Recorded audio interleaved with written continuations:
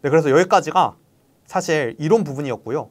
이제 이 뒷부분은 실습 부분인데, 실습 부분 같은 경우는 제가 솔리디티 기본 구조를 이제 먼저 설명을 드리고, 예제를 그 리믹스라는 툴을 써서 사용할 텐데, 그게 온라인 크롬 창에서 바로 이제 실습을 할 수 있기 때문에 처음 실습할 때 되게 좋아요. 물론 실무에서 가장 많이 쓰이는 거는 이제 노드 JS라는 걸 또 다운을 받고, 막 GitHub 같은 거 다운 받고 해가지고 제가 올려드린 GitHub을 통해서 이제 하드햇이라는 것도 다운 받고 써봐야 되는데, 이제 그런 거는 사실 공식 문서를 보시고 이제 차근차근 밟아가시는 게 가장 좋기 때문에, 저희가 이제 영상으로 보여드릴 실습은 리믹스 위주로 진짜 필요한 부분 먼저 설명을 드릴 예정이고요. 물론 그 뒤에 부분도 어떻게 하시면 되는지 설명을 드리겠지만, 나중에 여러분들이 어느 정도 준비가 되셨을 때 이제 GitHub나 Node.js 같은 거 설치하셔서 하드햇으로 배포해보고 또 디앱이랑 상호작용 직접 해보시면 좋을 것 같습니다. 그래서 이번 시간 지금부터는 솔리디티에 대한 내용이랑 리믹스를 통해서 스마트 컨트랙트를 배포하는 부분까지 실습을 진행하고, 그 다음에 여러분들이 추후에 좀 더 쉽게 이제 이런 내용을 더 공부하면 된다라는 느낌에서 하드햇이나 아니면 진짜 간단한 형태의 디앱을 제가 설명드릴 예정입니다. 네. 네, 그래서 지금부터는 이제 이론 부분 끝나고 실습 부분 설명드릴 예정입니다. 네, 그럼 지금부터 실습 부분인 솔리디티 기본 구조 실습부터 나가보도록 하겠습니다. 먼저 컨트랙트 기초 문법을 간단하게 보고 나서 예제를 반복하는 식으로 해가지고 최대한 여러분이 강의 한 번 듣고 숙달이 많이 되게 좀 강의 구성을 해봤는데요. 가장 먼저 이제 스마트 컨트랙트를 작성할 때는 버전을 명시하는 부분이 있어요. 그래가지고 이제 지금은 이제 버전이 0.8점 부분이 가장 최신이긴 한데, 이렇게 그 맨 앞에 이제 0이라고 돼 있고 그 뒤에 0.4.0 이런 식으로 버전이 돼 있다고 치면은 맨 앞에 부분이 이제 가장 큰 단위고, 그 중간 부분이 중간 단위, 마지막에 가장 작은 단위여가지고 버전이 보통 하나 올라갈 때마다 0.4.1, 0.4.2 이런 식으로 올라가다 좀 많은 변화가 있을 때 0.5.1 이런 식으로 변화를 합니다. 그래가지고 이 아직까지 맨 앞에 0 부분이 올라가진 않거든요. 근데 어느 순간인가는 뭐 1.0.0도 나올 수는 있겠죠. 근데 지금 최신은 아마 0.8점 몇이고, 이제 그 컨트랙트 같은 경우가 물론 한번 배포가 되면은 제가 0.4 버전으로 배포해도 지금 최신 버전이랑 상관없이 다 작동을 합니다. 하지만 버전이 이제 올라가면은 그만큼 이제 보안성도 좀 더 높고 좀 더 최신 서비스와 호환이 더 쉽기 때문에 저는 최대한 스마트 컨트랙트를 작성할 때 그 당시 기준에서의 최신 버전으로 작성을 하려고 하는 편이고요. 똑같은 컨트랙트를 작성하더라도 이제 2년 뒤에 똑같은 이제 컨트랙트를 배포를 해도 2년 뒤 최신 버전으로 버전 정도는 업데이트를 해서 보통 이제 배포하는 편입니다. 다만 여러분들이 이더리움 기반 이제 디앱 개발자로 일을 하시게 되면은 다루시는 체인이 엄청 다양해질 수가 있어요. 근데 체인마다 어떤 체인들은 특정 버전 이상은 안 다루는 체인도 있긴 하거든요. 이제 그렇게 될 경우에는 이제 어쩔 수 없이 옛날 버전을 쓰기도 합니다. 그래가지고 사실 개발을 많이 하시다 보면은 예전 버전도 보게 되고, 어쩔 때는 지금 기준으로 최신 버전도 보게 되고, 쓰다 보면 최신 버전이 옛날 버전으로 또 바뀌게 이제 좀 내려가게 되고 이런 식으로 돼 있긴 한데, 결국에는 그 버전을 명시해줘서 해당 코드가 몇 버전과 호환되는지를 표시를 해줘야 돼요. 그래서 정확한 이제 그 표시는 맨 위에 있는 이제 0.4.0 이 부분인데, 이렇게 하면은 0.4.0 버전으로만 이게 호환이 된다는 뜻이고요. 뭐 미만이나 이상이나 범위 조건 같은 게 들어갈 경우에는 해당 버전 미만은 다 지원, 해당 버전 이상은 다 지원, 해당 범위 사이로는 다 지원, 이런 식으로 버전 명시가 되어 있다고 보시면 되겠습니다. 네, 그래서 버전 같은 경우는 사실 0.4 버전으로 다 개발해도 특별한 문제는 없지만, 그래도 이제 최신 그 다른 DF들과의 상호작용의 편의성이나 아니면은 여태까지 발견된 문제에 대해서 이제 처리가 가장 그 호환성이 가장 잘 돼 있는 최신 버전으로 하는 게 좀 정석이다, 이렇게 보시면 되겠습니다. 그래서 가장 간단한 컨트랙트를 여러분들이 만든다고 쳐볼게요.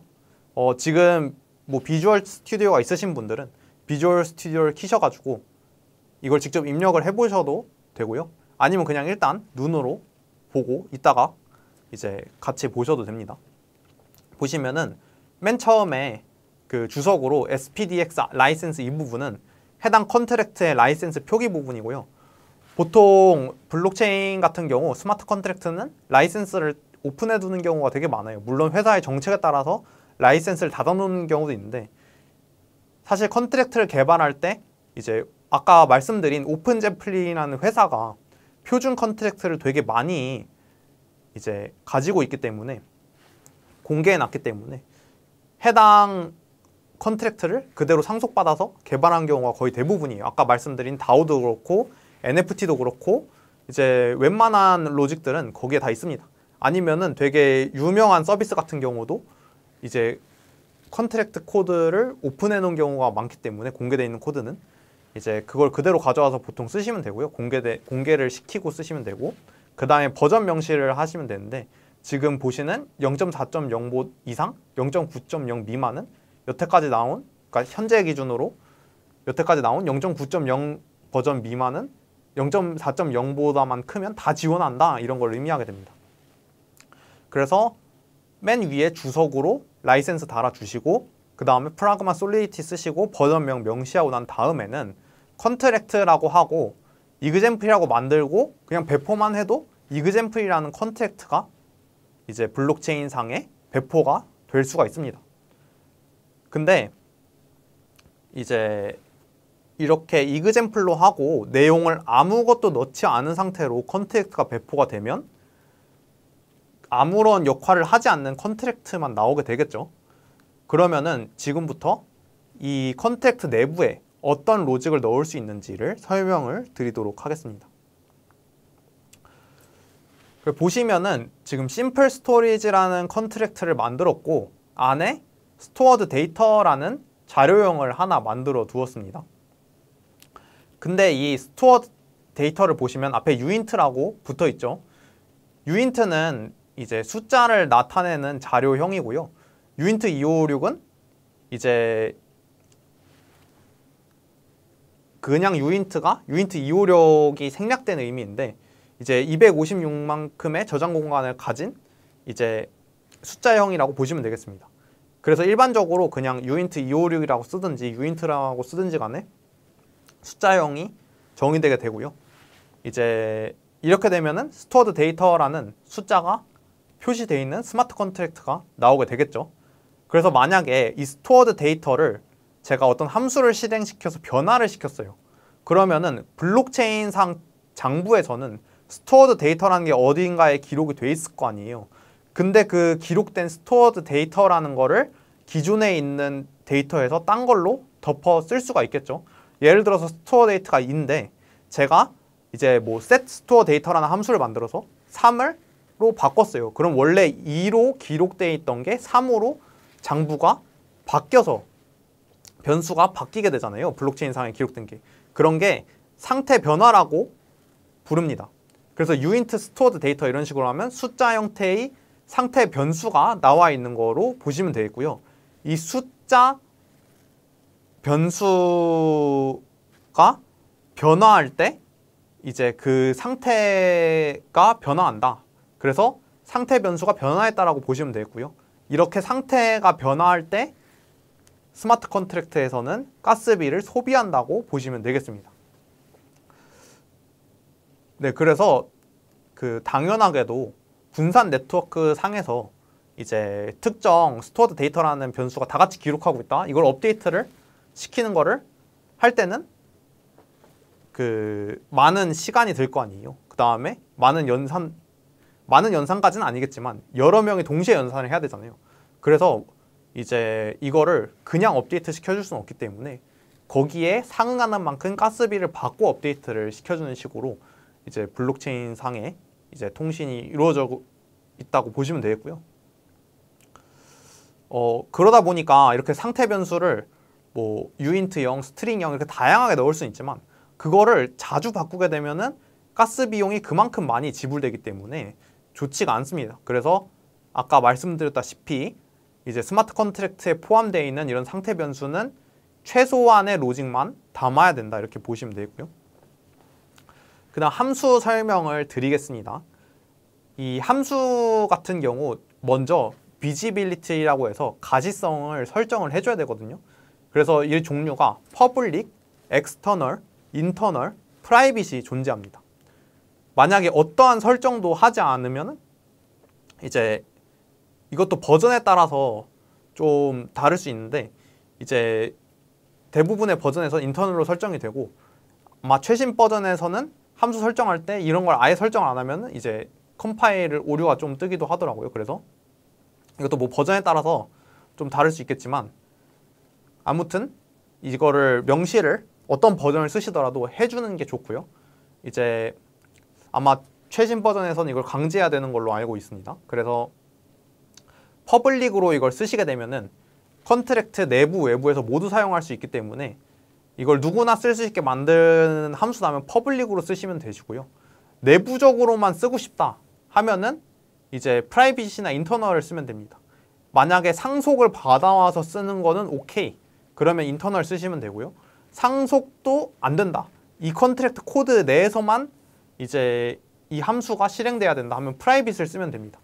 그 다음에 이제 엑스터널은 외부에서만 쓸 수 있게 만드는 건데 이제 엑스터널은 이제 퍼블릭과 동일하지만 이제 컨트랙트 내부에서 호출을 할 수가 없기 때문에 이제 보통 퍼블릭을 많이 썼거든요. 근데 사실 엑스터널로 쓰면은 퍼블릭으로 쓸 때보다 가스비양이 좀 줄어든다는 이제 효과가 있기 때문에 가스비를 진짜 최적화 많이 시키는 쪽에서는 이제 내부적으로 안 쓰면 엑스터널로 많이 써두기도 합니다. 네, 그래서 이 부분은 근데 사실 가스비를 어느 정도 최적화할 거냐의 차이고 그럴까지 엄청나게 큰 차이가 있지는 않기 때문에 편하신 대로 쓰면 좋을 것 같고요. 결국에는 이 functions 함수를 할 때는 뭐 인터널이 됐든 엑스터널이 됐든 프라이빗이 됐든 퍼블릭이 됐든 이걸 설정을 해주셔야 되고 이제 상황에 맞춰서 이거를 잘 설정해야 된다 보시면 되겠고요. 이런 게 솔직히 처음에는 안 와닿기 때문에 예제 같은 걸 많이 보시다 보면은 좀 감이 빨리 잡히거든요. 그래서 이제 그냥 이런 함수의 형식에 이런 비지빌리티를 설정해주는 부분이 있다 정도 일단 알고 넘어가시면 좋을 것 같습니다. 그래서 진짜 간단한 예시, example 함수를 만든다고 생각을 해볼게요. 그러면은 function, example, 그 다음에 public 이렇게 만들면은 example이라는 이름의 함수가 나오게 되고요. 이게 public으로 되어 있기 때문에 외부에서든 내부에서든 어디서든 다 호출할 수 있는 함수가 되겠죠. 그 다음에 example 안에 괄호 부분에는 입력값 파라미터가 들어가게 됩니다. 예를 들어서 더하기 함수를 만들었어요. 그럼 function add를 만들고 안에 더할 함수 a, b를 자료형, 유인트, 숫자형으로 받아서 하게 되면은 이제 그 a랑 b랑 걸 받아서 a 플러스 b로 리턴 이렇게 해줄 수가 있겠죠. 네, 물론 여기 사이에 뭐 returns 유인트 이런 식으로 또 해줘야 되긴 하지만 그냥 가시성이 이렇게 인풋 값이 들어가면 이런 식 형태로 바뀐다 이렇게 간단하게 한번 보시면 되겠습니다. 그래서 이런 함수 부분은 이제 이렇게 펑션 들어가고 이름 들어가고 입력값 들어가고 그 다음에 가시성까지 들어가면 기본적인 함수의 구조가 나온다 이렇게 보시면 되겠고요. 그 다음에 이제 함수의 동작에 영향을 주는 키워드가 들어갈 수가 있습니다. 그게 바로 pure, view, payable 이런 건데요. pure 같은 경우에는 스토리지를 사용하지 않는 함수입니다. 이게 스토리지를 사용하지 않는다는 거는 아까 말씀드린 그 상태 변화를 일으키지 않는다는 건데, 상태 변화를 일으키지 않는다는 거는 이제 블록체인 입장에선 장부를 업데이트할 필요가 없잖아요. 그래서 가스 비용을 이건 받지 않습니다. 그래서 그냥 조회할 때만 쓰인다고 보시면 되겠고요. 스토리지 자체도 사용하지 않기 때문에 가장 연산량이 가볍다고 보시면 되겠습니다. 뷰도 마찬가지로 퓨어처럼 조회만 하기 때문에 가스비가 이제 들어가지 않고요. 이제 뷰어나 퓨어 둘 다 스토리지를 변경시키진 않습니다. 그러니까 상태 변수가 이미 나와 있는 걸 상태 변화시키지 않기 때문에 그냥 조회만 하는 거기 때문에 가스 비용이 따로 들지는 않고요.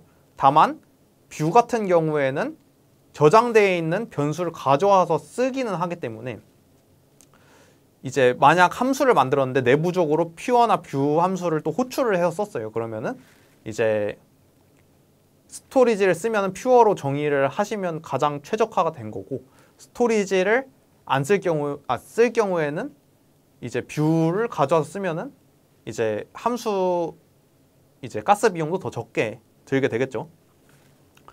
네, 그래서 이제 실제로 퓨어나 뷰 같은 거를 쓸 때는 조회 함수에 많이 쓰인다고 보시면 되겠고요. 그래서 퍼블릭 퓨어, 퍼블릭 뷰 이런 식으로 달려있는 함수들은 트랜잭션을 일으키는 함수가 아니라 그냥 조회만 하는 함수이기 때문에 누구나 가져와서 그 스마트 컨트랙트에 있는 변수 값을 읽어오는 부분이라고 보시면 되겠습니다. 그 다음에 이제 페이어블이라는 이제 키워드도 있는데, 페이어블을 넣으시게 되면은 그 함수로 이더리움을 입금받을 수 있는 이제 기능이 추가가 되기 때문에 만약 스마트 컨트랙트에서 이더리움을 받아서 관리하고 싶으면은 페이어블을 명시를 해두면 되고요. 그런 케이스가 아니라면은 페이어블을 이제 그냥 안 쓰시면 되겠습니다. 그러다 보니까 사실 페이어블이 들어가는 함수를 쓸 일은 그렇게 많지는 않습니다. 왜냐하면 이더리움이 아니더라도 이제 보통 주고받는 형태의 다른 토큰 형태가 많이 왔다 갔다 하기 때문에 이더리움을 송금하는 경우에만 페이어블 달아두면 된다라고 보시면 되고요. 네. 그리고 아까 앞에 조금 설명드리겠는데 제가 스토리지라는 단어를 언급을 했잖아요. 그래서 이 부분에 대해서 설명을 좀 드리려고 합니다. 이제 EVM이라고 해서 이더리움 버추얼 머신. 그래서 이더리움에 있는 가상 머신을 사실 모든 그 컴퓨터들이 동시에 동일한 규칙으로 돌리고 있기 때문에 스마트 컨트랙트가 작동한다고 보시면 되겠는데요. 이런 EVM에 이제 선언된 변수들은 두 개의 저장 공간에 나뉘어서 저장이 된다고 보시면 되겠고요. 이 두 개가 메모리랑 스토리지입니다. 그래서 이 두 개는 이제 간단하게 좀 알아두시면 도움이 되는데, 스토리지 같은 경우는 영구적으로 블록체인에 저장시켜두고 사용할 변수입니다. 예를 들어서 제가 NFT를 보냈어요. 그러면은 NFT를 보내면은 주소 부분이 업데이트가 될 거 아니에요. 그러면은 NFT의 주인은 누구다라고 작성되어 있는 스토리지 공간은 저장해두고 사용을 시켜야겠죠. 그 상태 변화 일으켜서 업데이트를 시켜줘야겠죠. 주인이 바뀔 때마다. 이제 그런 내용들은 스토리지에 들어가게 되는 거고요. 메모리 같은 경우는 그냥 인풋 아웃풋 같이 일시적인 변수가 저장되는 공간입니다. 이걸 굳이 모든 장부에 다 저장을 시킬 필요는 없고, 계산할 때 잠깐 필요한 변수들이 있으면은 어차피 결과값만 기록하면 되잖아요. 블록체인 장부에는. 그 중간에 들어가는 뭐 인풋 값이나 함수의 아웃풋 값 같은 변수들은 메모리로 지정이 됩니다. 그리고 좀 높은 버전의 스마트 컨트 솔리디티를 써가지고 하면은 이제 인풋 값 같은 경우, 뭐 스트링 같은 경우 메모리를 꼭 붙여야 되고 이런 이제 제약 사항들이 늘어나거든요. 그러다 보니까 이제 앞에 메모리가 붙거나 스토리지가 붙거나 하는 이제 변수나 그런 문법이 보일 거예요. 그 뒤에 예시 보면은 그때 메모리가 붙으면 이거는 메모리 공간을 사용하는 변수구나 이렇게 보시면 되겠고요. 기본적으로는 인풋이나 아웃풋에 이런 메모리가 사용된다고 보시면 되겠고요. 스토리지 같은 경우에는 따로 변수를 선언해 두고 그 변수를 업데이트 시키면 그건 스토리지를 쓴다라고 보시면 되겠습니다.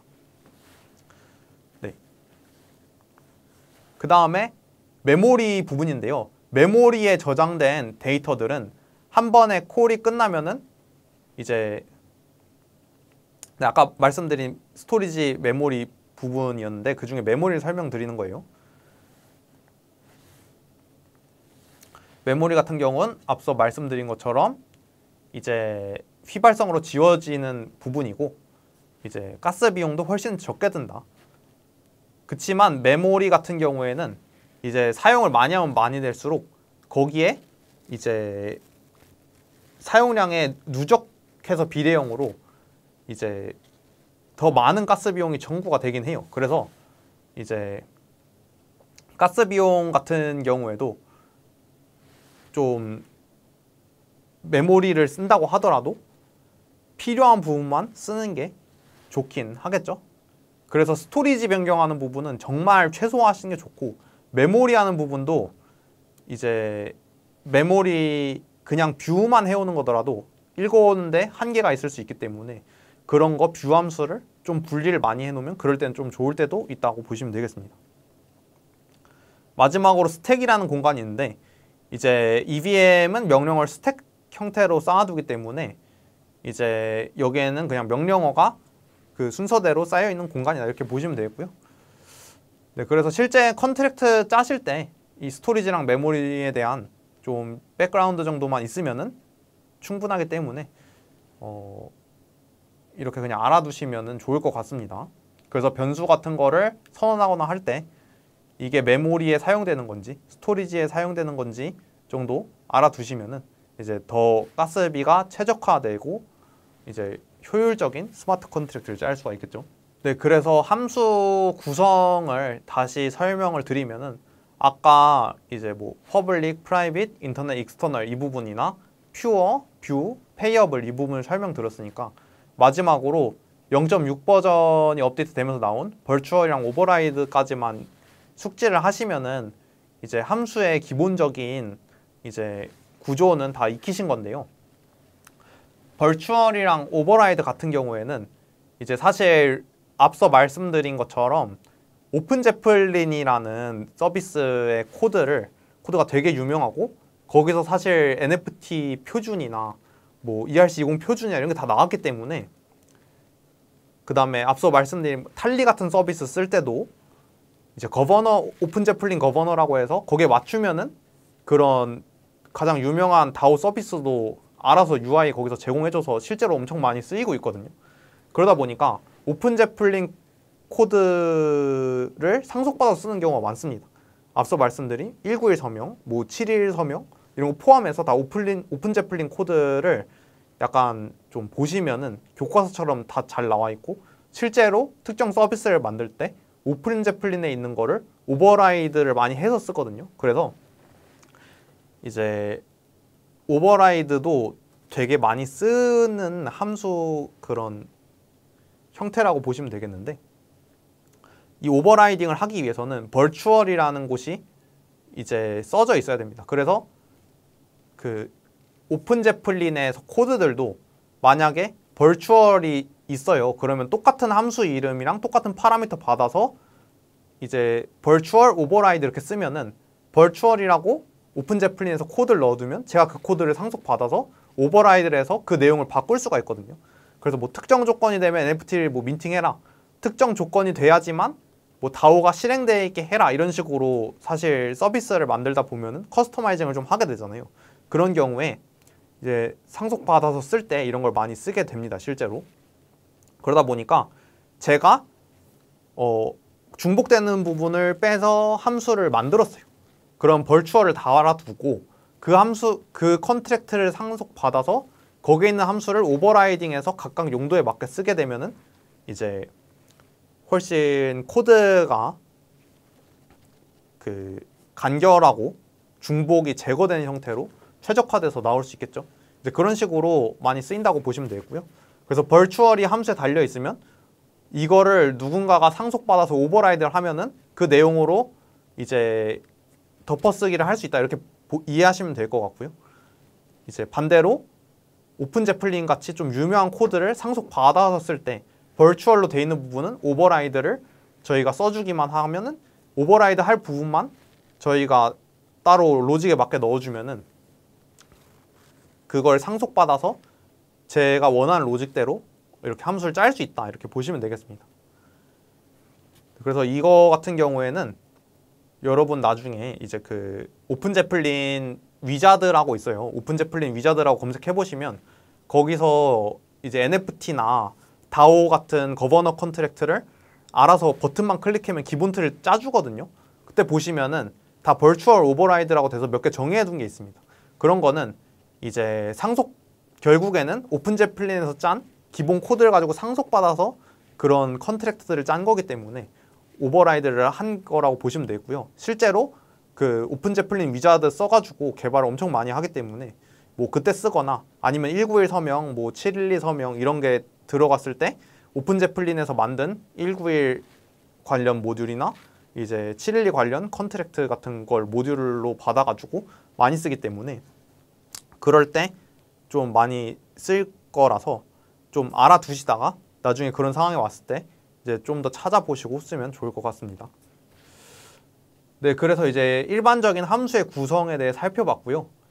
사실 이거 이렇게 설명 들어도 인지하기는 좀 쉽지가 않거든요. 그래서 제가 뒤에 실습 예제 계속해서 반복하면서 좀 함수에 익숙해지는 시간을 가질 거예요. 그러다 보면은 여러분들이 아, 대충 이런 개념이구나 하고 쉽게 이해할 수가 있을 거예요. 그래서 이런 제가 설명드리는 문법을 어차피 뒤에 가서 계속 반복해서 설명을 드릴 예정이기 때문에 그냥 여러분들이 계속 공부하시다 보면 반복해서 보기 때문에 계속 보면서 익히는 쪽으로 가야지, 이거를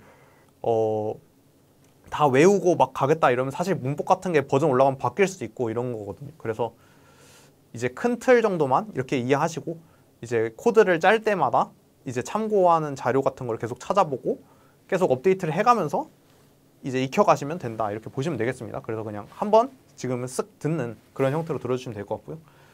네, 그래서 함수가 가장 사실 중요했고 그 다음에 이제 또 많이 쓰이는 게 모디파이어라고 제한자라는 부분이 있습니다. 이 모디파이어는 사실 필요가 없을 수도 있는데요. 왜냐하면 그 require 보통 이런 걸 달아서 특정 조건을 만족하지 않으면은 이제 그 require에서 요구하는 조건이 안 맞으면 오류가 나는 식으로 그냥 써버리면 되거든요. 근데 이런 그 요구 조건이 함수마다 계속해서 반복되게 쓰이면 되게 코드가 비효율적이겠죠. 그 다음에 좀 실수하기도 쉬워질 거예요. 그러다 보니까 이러한 조건 검사를 함수 앞에 간단하게 붙여서 쉽게 할 수 있게 만든 게 모디파이어라고 보시면 되겠습니다. 이 코드를 한번 보시면은 only seller라고 되어 있어요. 그 다음에 modifier only seller라고 되어 있습니다. 보시면은 안에 require 문을 그 뒤에 넣어뒀죠. 그래서 ms.sender 이거는 이 함수를 실행시킨 지갑 주소를 의미하거든요. 만약에 그 지갑 주소가 미리 등록된 셀러라는 형태의 지갑 주소여야만 한다. 그래서 셀러만 이걸 호출할 수 있다. 셀러로 등록된 지갑 주소만 호출할 수 있다. 이런 뜻을 가지고 있습니다, 이건. 그래서 만약에 이걸 통과를 하면은 밑에 로직이 실행이 되는 거고요.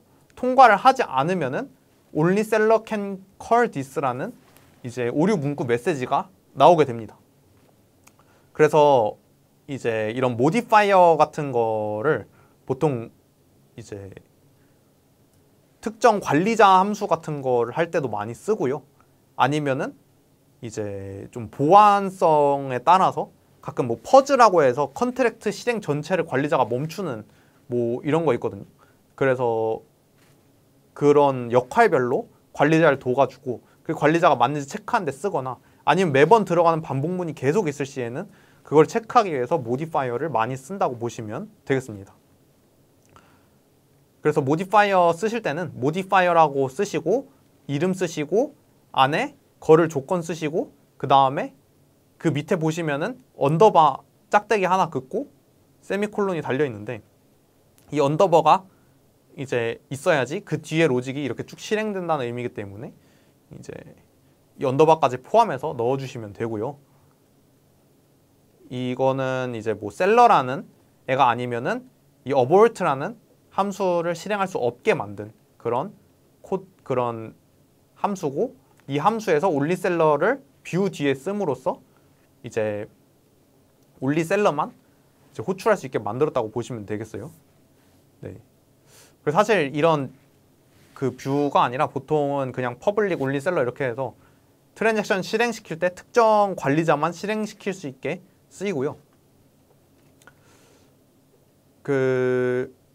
네, 이거 마지막에 이거 추가하는 부분도 설명도 써놨으니까 한번 읽어보시면 좋을 것 같습니다. 아까 설명한 내용이랑 동일하고요. 그 다음에 이벤트 부분입니다. 이벤트를 이제 쓴다는 거는 특정 시점에서의 이제 예를 들어서 highest bid increased라는 지금 보시는 코드에서 가장 높은 이제 입찰가가 등장했다라는 이벤트를 남긴다고 치면 이게 기록되는 시점에서 비더라는 주소랑 어마운트라는 숫자 값을 가져와서 그냥 기록을 시켜버린 거거든요. 그러면 이건 상태 변수를 뭐 바꿔서 기록을 바꾸는 건 아니지만 이벤트라는 그 로그를 남게 됩니다. 그래서 그때 그 시점에서 그 변수가 어떤 값이었는지를 남겨놔서 나중에 디앱 같은 거 만드실 때 그걸 불러와서 그 내역들 불러오기를 할 수가 있거든요. 그래서 사실 특정 시점에서의 기록을 남겨야 되는 컨트랙트를 짜야 돼요. 근데 만약에 이거를 상태 변화를 과거에는 뭐였고 과거에는 값이 뭐였고 이걸 다 기록하려면은 가스비가 엄청나게 많이 들겠죠. 그럴 때는 이벤트로 빼가지고 과거의 특정 시점에서의 이제 변수들을 다 기록을 해주고 그 다음 변수는 그냥 상태 변화해서 업데이트 시키고 이런 식으로 하면 과거에 누가 뭐 NFT의 주인이었고 과거에 누가 좋아요를 몇 개 받았고 좋아요가 언제 받아진 거고 이런 거를 표시해줘야 될 때 이런 이벤트를 통해서 표시를 할 수가 있기 때문에 이제 가스비가 훨씬 적게 드는 이벤트를 이제 먼저 써야 되고 상태 변화를 일으키는 그런 변수를 할당해 놓고 업데이트하는 거는 최소화 시켜야 된다고 보시면 되겠습니다. 실제로도 이 이벤트가 가장 많이 쓰이는 거는 내역 조회 같은 거 할 텐데요. 투표 같은 거 할 때 내가 어떤 시점에 누구한테 투표했는지 이런 것도 이제 화면에서 보여주는 서비스가 많을 거 아니에요. 그러면은 거기에 대한 이벤트를 남겨놨다가 이제 emit을 이 함수 안에 쓰게 되면은 그 emit에 들어간 내용대로 그 이벤트라는 기록이 딱 그 시점에 남기 때문에 나중에 불러와서 쓸 수가 있습니다. 그래서 이 부분도 이제 뒤에 디앱 불러올 때 그 제가 이벤트 불러오는 부분도 간단하게 예제에 넣어놨거든요. 그래서 그 부분 보시면은 좀 이해가 좀 쉬울 것 같고요. 그래서 특정 시점에서의 변수를 그 시점 기준으로 뭐였는지 기록할 때 쓰는 게 이렇게 이벤트고 이벤트라고 쓰시고 이벤트에 대한 내용을 정의한 다음에 emit이라고 쓰고 그 이벤트 내용을 쓴 다음에 그 시점에 어떤 변수를 넣어서 기록할지를 넣게 되면은 이 자료형이 맞게 들어가면 이게 기록이 됩니다. 그래서 highest bid increased 같은 경우는 ms.sender 보낸 이 bid라는 트랜잭션을 보낸 애의 지갑 주소가 비더 칸에 들어가게 되고 얼마를 보냈는지가 ms.value거든요. 그래서 얼마만큼의 이제 그 이더리움을 보냈는지 이게 ms.value에 들어간다고 보시면 되겠습니다. 그래서 그게 이벤트로 남게 되면은 나중에 이걸 불러와서 쓸 수가 있겠죠. 그 다음에 인덱스드라는 걸 또 남길 수도 있는데 이건 나중에 인덱스드 같은 걸 하면은 이제 이벤트 조회할 때 그 필터링을 걸러가지고 거기에 해당되는 이벤트만 조회해서 쓸 수가 있습니다. 그래서 그것도 좀 유용하기 때문에 뭐 예를 들어서 address indexed bidder라고 제가 이벤트에 정의를 해놨어요. 그리고 쓰면은 그 특정 비더가 남긴 이벤트만 따로 조회할 수 있다 이렇게 보시면 되고요. 다만 그 해당 이벤트 같은 경우는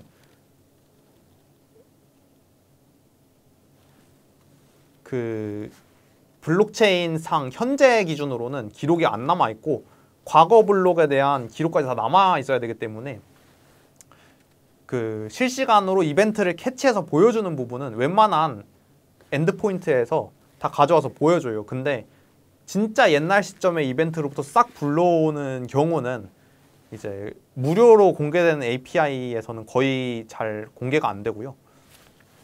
이제 유료로 돈을 주고 이제 아카이브 노드 같은 거를 에 대한 엔드포인트를 따로 받거나 아니면은 회사에서 이제 노드를 운영하고 있어서 거기서 이제 과거 데이터까지 다 들어가 있는 이제 노드를 받거나 해가지고 많이 쓰이게 됩니다. 그래서 이벤트 같은 거 실습하실 때 이제 쉽지 않을 수가 있습니다.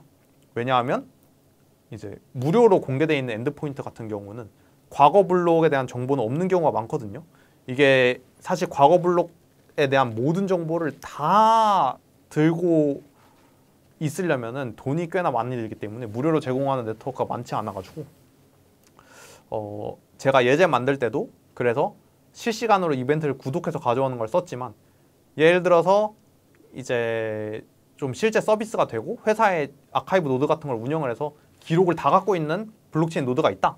그러면은 그쪽 팀한테 엔드포인트를 전달받아서 쓰게 되면은 과거 기록을 한꺼번에 불러올 수도 있고 아니면 이런 거는 보통 데이터베이스 같은 데 넣어놓고 뭐 차트 같은 거나 그래프 같은 거 뭐 투표율 이런 거 그릴 때도 이제 과거 데이터 같은 거를 그릴 때도 아카이브 노드만 있으면은 다 가져와서 쓸 수 있기 때문에 그런 입장에서 이벤트도 되게 많이 쓰이고 좀 중요한 부분이다. 이렇게 보시면 되겠습니다. 네, 그래서 아까 설명드린 부분 여기 다시 설명이 되어 있으니까 한번 읽어보시면 좋을 것 같고요. 네, 그리고 이런 조회 기능 같은 경우에 방금 말씀드린 것처럼 이제 블록체인 스마트 컨트랙트 코드에서 이벤트를 불러와서 뭐 백엔드 데이터베이스 같은 데 넣고 쓰는 부분이 많기 때문에 이제 이런 것도 나중에 회의 같은 거를 통해서 계속 담당 그 다른 동료 개발자분이나 이제 기획자나 이런 분들이랑 얘기하다 보면은 뭐 변수로 돼 있다가 그걸 이벤트로 바꾼 케이스도 많이 있었고요.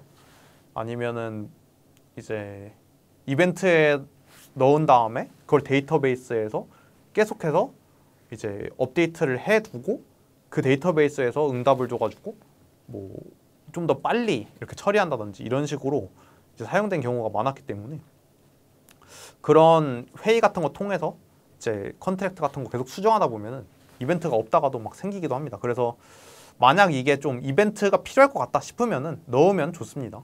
네.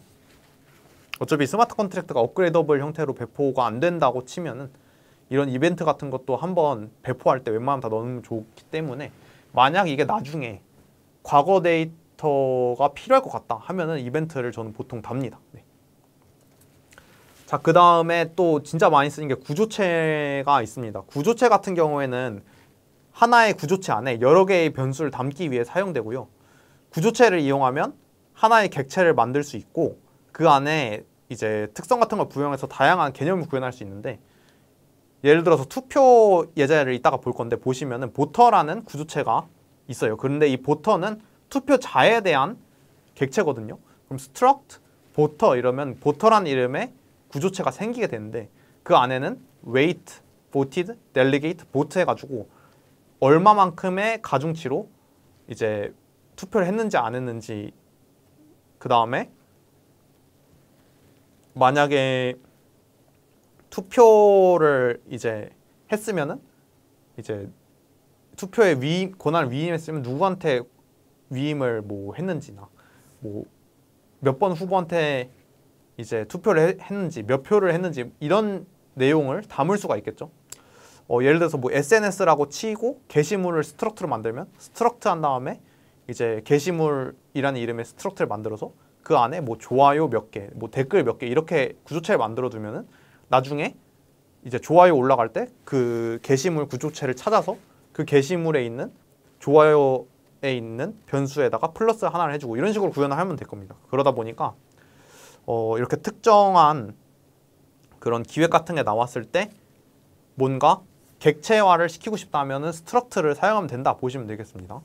SNS 같은 거 만들 때 게시물 하나당 뭐 만들 수도 있고 투표 같은 거 만들 때 투표자 한 명당 그런 스트럭트를 만들어서 묶어서 관리할 수가 있는 게 되는 거죠. 그 다음에 이제 이넘이라고 있는데 이것도 사실 많이 쓰이지는 않고 블록체인 밖에서 불러올 때는 이게 숫자 0, 1, 2 이런 식으로 표시가 되거든요. 근데 이제 코드 같은 거를 짤 때 이제 사용자가 커스터마이징해서 타입을 쓰고 싶다. 그럼 이렇게 스테이트를 쓰면 됩니다. 그래서 enum state하고 created, locked, inactive 이렇게 만들면은 그 상태에 따라서 뭐 특정 함수는 뭐 created 단계면은 locked 단계에서는 이제 할 수 없는 걸 할 수 있고 locked 단계에서는 이제 묶인 다음에 하는 로직만 실행시킬 수 있고 이런 식으로 뭐 조건문 같은 거 만들 수도 있고 다양하게 쓸 수 있겠죠. 그래서 이거는 이제 뭐 필요한 경우가 있으면 쓸 수 있겠지만 별로 써본 기억은 크게 없었던 것 같고요. 그 오픈 제플린 거버너 같은 데 보시면은 이제 거기도 스테이트가 있는데 그 투표 단계가 있어요. 그래서 어떤 뭐 준비 단계인지 투표 단계인지 뭐 통과가 된 단계인지 이렇게 단계 같은 거 할 때 이렇게 이넘을 쓰긴 합니다. 그 다음에 에러 객체인데요. 사실 이 에러 객체를 써도 되고 안 써도 되는데 아까 계속 말씀드린 require 문을 이제 앞에 걸고 require 조건을 써서 특정 조건이 안 맞으면은 특정 에러 메시지가 나게 만드는 경우를 가장 많이 쓰고 이렇게 에러를 최신 버전에서는 많이 쓰기도 하는데 이렇게 에러를 정의해서 하면은 이제 가스비가 좀 더 절감이 된다고 해요. 그래가지고 가스비 절감이랑 에러의 종류를 되게 체계화시키고 싶을 때 스마트 컨트랙트에서 나오는 에러 종류를 체계화시키고 싶을 때 이런 에러 변수를 쓰면 또 좋고요. 이것도 이제 오픈 제플린 같은데 찾아보거나 실제 서비스 찾아보면 예제가 많기 때문에 그런 거 보시고 좀 참고해서 쓰면 좋을 것 같습니다. 네, 그래서 뭐 이렇게 에러 객체로 리턴을 해도 되고 그냥 아까 require 같은 거 써가지고 그냥 리턴을 해도 되는데 네, 그 좀 상황에 맞게 편하신 대로 쓰시면 좋을 것 같고요. 이제 타입을 좀 살펴보도록 하겠습니다. 먼저 그 참거짓 타입이 있어요. 그래서 이제 다른 언어 하신 분들은 되게 익숙해 하실 텐데 불리언이라고 해서 true 값이거나 false 값인 타입입니다. 뭐 예를 들어서 NFT 1번 NFT가 있고 2번 NFT가 있는데 제가 2번 NFT 만들어 주고 싶어요. 근데 2번 NFT가 이미 주인이 있으면은 만들면 안 되겠죠? 그러면 불리안 같은 걸 넣어서 뭐 is already minted 뭐 이런 식으로 이미 민팅이 된 NFT다 해서 그 false여야지만 뭐 다음 과정을 넘어가 이런 식으로 함수를 짜거나 이런 거 할 때 되게 많이 쓰이는 기본 타입이고요. 이제 true나 false에 해당되고요. 이제 논리 연산 같은 경우도 딴 거랑 되게 다른 데서 똑같이 쓰이거든요. 그래서 다른 언어에서도 똑같이 쓰이는데 느낌표가 달리면은 이제 그게 아닌 경우 그게 이제 false인 경우를 의미하고요. 그래서 이제 뭐 이런 거는 특정 조건을 넣어놓고 앞에 느낌표라면 이게 아닌 경우에만 이걸 해라 이런 식으로 쓸 수가 있고요. and는 둘 다 뭐 참여해야 된다. or는 둘 중에 하나만 통과하면 된다. 뭐 예를 들어서 NFT를 만들고 싶어요. 근데 관리자거나 아니면은 그 허가된 민터만 그걸 실행시킬 수 있어요. 그러면 이런 or를 쓸 수 있겠죠. 아니면 동일한 경우는 이렇게 는을 두 개 해가지고 동일한 걸 체크하고 넣으면 되고요. 는이 하나면은 이 값을 이걸로 업데이트 시키는 거기 때문에 비교하실 때는 이렇게 는 두 개를 써야 되고요. 동일하지 않는 경우에는 느낌표 는 쓰면은 동일하지 않는 경우가 됩니다. 그래서 이거는 다른 언어도 똑같이 돼 있어가지고 좀 언어 해보신 분은 좀 쉽게 접근할 수 있을 것 같고요. 만약에 조건문 같은데 이런 게 달려있다. 그럼 참거식 같은 걸 판단할 때 이걸 보시고 이제 이게 and인지 or인지 아니면은 동일한 건지 동일하지 않는 경우에 실행된다는 건지 하고 보시면 될 것 같습니다. 그 다음에 이제 아까 말씀드린 int 타입이 있어요. int, uint 이렇게 이제 다른 언어처럼 쓰이는 그런 숫자형 변수고요. 이것도 동일합니다. 그래서 그냥 uint를 선언하면은 uint 256과 동일한 값이 나오고요. 이제 연산자 같은 경우도 플러스 쓸 수 있고 마이너스 쓸 수 있고 곱하기 쓸 수 있고 나누기 똑같이 쓰이고요. 그 다음에 지수승 같은 거 할 때 이제 별표 2개 쓰면 곱하기 이렇게 2개 쓰면 되고 모듈러 연산도 그 퍼센트 모양 쓰시면 되고요. 이제 뭐 비교하는 것도 부등호 그대로 그냥 쓰시면 됩니다.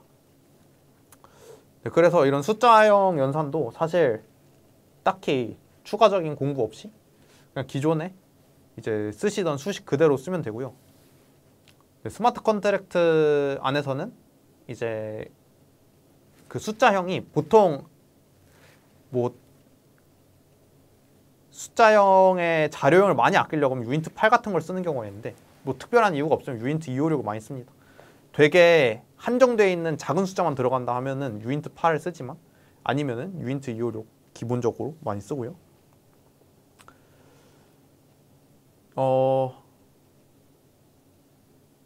다만 이게 최대값을 넘어가게 되면은 오버플로우가 나거나 최소값보다 더 줄어들게 되면 언더플로우 같은 게 나올 수 있기 때문에 예전 버전에선 세이프매스라는 그 라이브러리를 많이 썼습니다. 그래서 그 함수의 오버플로우랑 언더플로우를 막을 수 있는 그런 로직을 가진 컨트랙트를 상속받아서 많이 썼었는데 0.8.0 버전 이후에 최신 버전에서는 이거를 알아서 막아주기 때문에 이제 세이프매스라는 게 생략이 되어 있습니다. 근데 만약에 여러분들이 공부하시다가 예전 버전 컨텐츠에 보시면은 세이프매스라는 라이브러리를 가져와서 거기서 이 값이 그 자료형에 대한 최대값이랑 최소값을 넘기는지 안 넘기는지 이런 걸 다 체크를 해주거든요. 그래서 그런 거를 보시면은 아 이게 최신 버전에서는 자동화 체크가 돼가지고 빠져 있는 거구나 이 정도 알아두시면 될 것 같습니다. 그 다음 또 다른 앞서 설명드린 건 사실 다른 언어에서 다 쓰이는 거예요. 근데 이 어드레스라는 거는 그 스마트 컨트랙트에서만 있는 좀 특이한 자료형이거든요.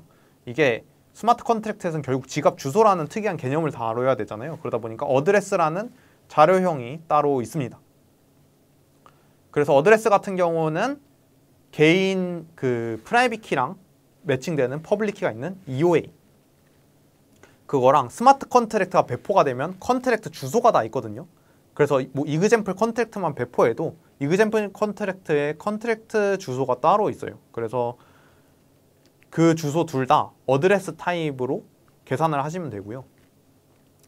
예를 들어서 NFT에 대한 거래가 교환 같은 사이트를 만든다고 치면은 NFT의 주소 같은 걸 이 어드레스 타입으로 받아오겠죠? 네, 그 다음에 이제 뭐 다오 같은 거, 투표 같은 거 하실 때 다오 그 주소 같은 거랑 상호작용하는 컨택트를 짜고 싶으면 다오 주소 같은 것도 이제 여기 들어갈 거고 이제 뭐 투표자 주소 같은 것도 EOA 형태여도 어드레스도 들어간다 이렇게 보시면 되겠습니다. 다만 페이어블을 써야지만 이 주소로 이제 지정할 때 이더리움이 갈 수 있기 때문에 이게 사실 돈이 송금되는 거는 좀 깐깐하게 이 솔리디티에서 페이어블을 넣어야지만 되게 만들어 둔 거거든요. 그래서 이제 토큰은 포함되지 않지만 이제 이더리움 그 자체 메인넷에서 합의 알고리즘을 통해서 최초로 발행이 된 그런 가스 비용으로 사용하는 그런 코인 같은 경우에는 이 페이어블이 들어가 있어야지만 그 주소에다가 송금을 할 수 있다 이렇게 좀 안정장치가 되어 있다고 보시면 되겠습니다. 그래서 네. 여기에 대한 부분도 설명을 좀 써두시기 때문에 읽어보면 좋을 것 같고요. 그 페이어블 형태로 지갑을 만들게 되면은 그 지갑 주소를 정의하게 되면은 이제 이더리움 같은 것도 보낼 수 있다고 했잖아요. 그래서 페이어블 된 주소로 점 밸런스나 뭐 점 트랜스퍼 같은 거 쓰면은 이더리움 보내는 행위도 쉽게 할 수가 있는데 이런 거는 솔직히 버전마다 문법이 좀 달라요. 그래서 그때그때 버전에 보시면은 이 스마트 컨트랙트라는 것도 솔리디티를 저희가 써서 하잖아요.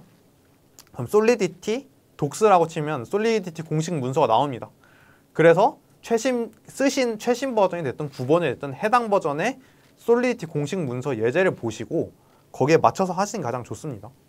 그래서 이게 막상 뭐 몇 년 동안 개발을 하다 보니까 계속 바뀌더라고요, 이 문법이. 그래서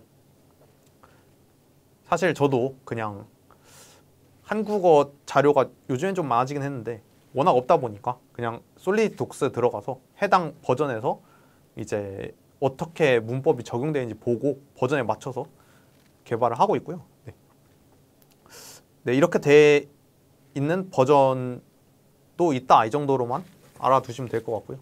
네, 여러분들이 들으는 시점에서는 또 어떤 변화가 있을지 모르기 때문에 다시 한번 말씀드리지만 이제 이런 세부적인 내용은 한 번 더 찾아보시고 해주시길 부탁드리겠습니다. 그 다음에 또 문자형이 있습니다. 문자형도 그냥 일반적인 문자형이랑 똑같고요. 특히 이것도 예전 버전에서 메모리 명시 안 해줘도 돼야 되는데 요즘에는 인풋 값 같은 데 들어가거나 중간에 스토리지 형태로 저장 안 되면은 메모리라고 다 명시를 해줘야지만 이게 들어가게 됩니다. 네, 그래서 어차피 이게 영원히 남는 게 아니라 잠깐 계산하고 쓸 말, 잠깐 어디 넣고 말 스트링이다. 그러면은 뭐 특정 구조체 안에 넣고 그냥 끝낼 거다. 이러면 그냥 메모리로 일단 변수 선언을 해두고 입력값 받아와서 이제 뭐 원하는 형태로 바꾸고 이제 쓰면 됩니다. 그러면은 스토리지가 아니라 메모리 형태로 잠깐 썼다가 이제 없어지기 때문에 그럼 되겠고요. 또 참조형 이제 타입이 아까 말씀드린 그런 스토리지, 메모리지 이런 거를 다 이렇게 데이터 위치를 지정해줘야 되는 타입인데 어레이, 매핑, 스트럭트 이런 게 여기에 해당이 되게 되고요. 이거는 이제 배열 아니면 매핑, 구조체 이런 거여서 아까 설명드린 스트럭트 이런 것도 이제 그 코드 내부적으로 불러와서 쓰려고 하면은 메모리로 쓸 거면 메모리로 쓰고 스토리지 쓸 거면 스토리지로 이렇게 이제 쓴다고 보시면 되겠고요. 또 이것도 버전에 따라 좀 다른 건데 이제 콜 데이터라는 영역도 있습니다. 메모리지, 스토리지가 있다고 했는데 콜 데이터라는 영역도 별도의 영역이 있어서 메모리랑 이제 비슷하게 작동을 하는데 입력값 같은 게 클 경우에는 이 콜 데이터를 좀 쓸 수가 있거든요. 근데 옛날 버전에서는 엑스터널에서만 쓸 수가 있는데 이제 최신 버전에서는 가이성이랑 상관없이 메모리랑 콜 데이터 모두 입력 변수 받을 때 쓸 수 있다고 합니다. 근데 이런 부분은 사실 보시다시피 버전이 올라가면서 계속 바뀌기 때문에 현재 버전 기준으로 설명드린 거지만 한번 다시 또 보는 작업이 필요할 것 같고요. 그래서 이제 배열 부분 계속 이어서 설명드리면 배열 같은 경우 되게 많이 쓰이는 건데 이제 코딩 해보신 분은 당연히 알겠지만 이게 배열이라는 형태의 이제 자료형에는 0번부터 시작해서 1번, 2번 이런 식으로 특정 값이 계속해서 들어올 수 있습니다. 근데 여기에서 구조체를 쓸 수가 있거든요. 앞서 말한 프로퍼절, 뭐 보터 이런 구조체가 있어요. 그래서 프로퍼절이라고 해볼게요. 그러면 이제 보통 다오 같은 거나 투표할 때 제안을 프로퍼절로 두는데 그런 제안의 내용이나 그 제안이 몇 표를 받았는지나 그 제안이 언제 이제 언제 처음 발의됐는지나 이제 이런 내용이 구조체 안에 들어갈 수 있겠죠. 다양한 자료형으로. 근데 그런 자료형을 프로퍼절즈라는 배열에 담아서 0번 후보, 1번 후보, 2번 후보, 3번 후보 이렇게 넣어서 관리를 할 수가 있겠죠. 그래서 그런 식으로 구조체가 됐든 특정 자료형이 됐든 배열을 넣어서 쓸 수가 있고요. 이것도 되게 많이 사용하는 자료형입니다. 다만 이제 배열의 경우에는 길이를 지정해 놓은 배열이 있고 이제 길이를 지정해 놓지 않는 배열이 있는데 만약에 길이가 지정된 배열이다 하면은 이제 뭐 t라는 이름의 배열이 있으면 t랑 그 괄호 사이에 이제 3이라고 쓰면은 크기가 3인 배열이 나오게 됩니다. 그럼 0번, 1번, 2번 요소 3개가 들어갈 수 있겠죠. 네. 그렇게 되면은 푸시랑 팝 같은 것도 최신 버전에서는 쓸 수가 있고요. 버전에 따라서 옛날 버전은 지원이 이것도 아마 안 될 거거든요. 그러다 보니까 이런 동적 배열, 가변 배열이랑 고정 배열 같은 게 있는데 만약에 고정을 시킬 수 있으면 고정을 시켜두면 더 좋다. 이 정도만 알고 넘어가시면 되겠습니다. 네, 그 다음에 이제 배열의 크기를 이런 식으로 미리 지정해서 만들 수도 있다. 보통 이제 크기가 지정이 안 된 형태로 되면은 이제 몇 개가 들어갈지가 안 정해져 있지만, 예를 들어서 특정 투표 컨택트인데 여기서는 프로포저는 무조건 5개만 받아요. 5개 이상은 안 받고 후보가 꼭 5명만 있는 투표예요. 그러면 이런 식으로 만들 수 있겠죠. 그리고 이런 배열에서 구조체랑 같이 쓴다고 했을 때 특정 값을 꺼내서 업데이트를 하면은 지금 보시는 코드처럼 업데이트를 할 수가 있거든요. 예를 들어서 프로포절즈라는 배열에서 몇 번 프로포절을 할지를 넣고 그 프로포절 안에 이게 몇 표를 받았는지 보트 카운트라는 그 숫자형이 있다고 쳐봅시다. 근데 그 숫자형이 만약에 이제 있으면은 투표가 끝나면은 가중치만큼을 더해줘야 될 거 아니에요. 그럴 때 이제 위에 보이시는 것처럼 그 하시면은 투표 받은 개수가 그 사람의 가중치만큼 늘어나서 그 배열에 해당되는 그 배열의 몇 번째 요소에 해당되는 배열인지 찾고 거기에서 그 구조체 안에를 불러와서 그 구조체에 있는 보트 카운트를 그만큼 증가시킨다, 이런 식으로 쓸 수 있기 때문에 코드를 보면 좀 복잡하지만 그냥 개념으로 간단히 생각해 보면 프로포절즈라는 배열 안에 여러 구조체가 담겨 있고 특정 위치에 있는 구조체를 배열 안에서 찾아서 그 안에 있는 특정 숫자 값을 또 지정해서 업데이트를 시켜주면은 되게 복잡한 로직도 이렇게 스마트 컨트랙트로 구현할 수가 있겠죠. 이렇게 보시면 되겠고요. 그 다음 매핑이 또 중요한데, 매핑 같은 경우 키 밸류 형태로 되어 있는 구조체입니다. 그래서 키가 뭐 NFT 같은 경우 어드레스가 되고 밸류는 뭐 토큰 아이디 이런 게 될 수 있는데, 그렇게 되면은 키가 어드레스고 밸류가 토큰 아이디다 그러면은 특정 주소를 입력하면 이 토큰 아이디가 딱 나오게 되는 거예요. 그래서 내가 이제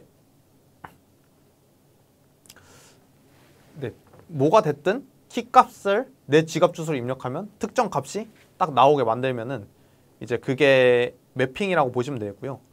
이 매핑 같은 경우는 정말 다양하게 쓰이고 있고 이제 마찬가지로 결과 값으로 구조체가 또 들어갈 수 있습니다. 그래서 제가 투표자라고 치면은 앞에 NFT 쪽은 좀 잊으시고 투표라고 하시면은 이제 제가 키 값을 어드레스로 두고 보터라는 객체가 그럼 나오도록 만들었어요. 그럼 제 주소를 넣으면은 보터라는 객체를 리턴해주는 매핑이 있다고 치면은 이제 그 지갑 주소에 누가 들어가든지 간에 거기에 매핑된 보터를 주기 때문에 아, 이 지갑은 이 투표자구나, 이 지갑은 이 투표자구나, 이런 식으로 코드를 짜는 게 가능해지게 됩니다.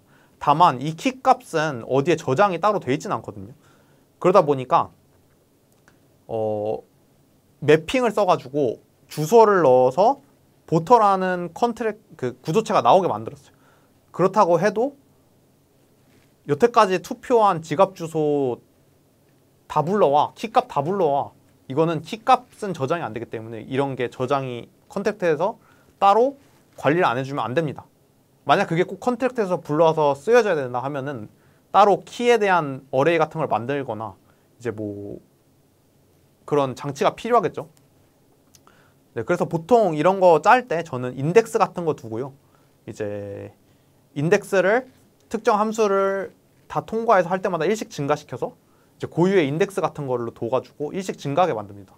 그래서 현재 인덱스까지 개수가 있고 각각 인덱스를 이제 키 값으로 넣으면 밸류 값으로 뭐 특정 구조체가 나오게 이런 식으로 만들 수 있겠죠.